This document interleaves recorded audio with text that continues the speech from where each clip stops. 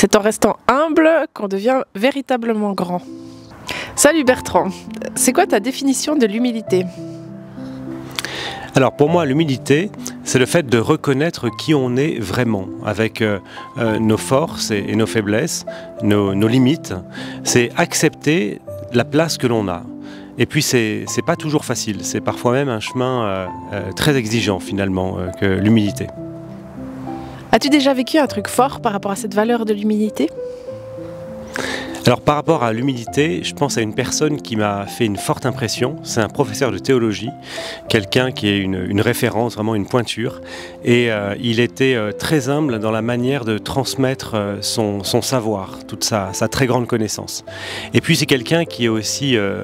qui m'a interpellé parce qu'il est aussi très humble dans sa relation aux autres et notamment avec les étudiants. Et par rapport à l'humilité, en quoi ta foi chrétienne a-t-elle une influence concrète dans ta vie?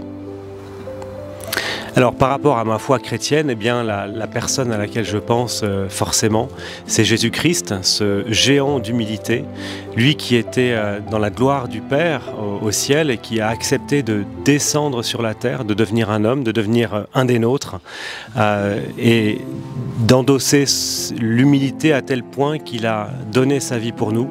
Forcément, cette humilité-là, eh bien, ça a bouleversé ma vie en fait. Aurais-tu un dernier mot à nous partager? Alors oui, je pense à une parole que disait souvent mon grand-père maternel. Il disait « Le Seigneur, c'est fou ». Et bien par rapport à cette valeur de l'humilité, j'aurais envie de dire que l'humilité de Jésus-Christ, c'est fou.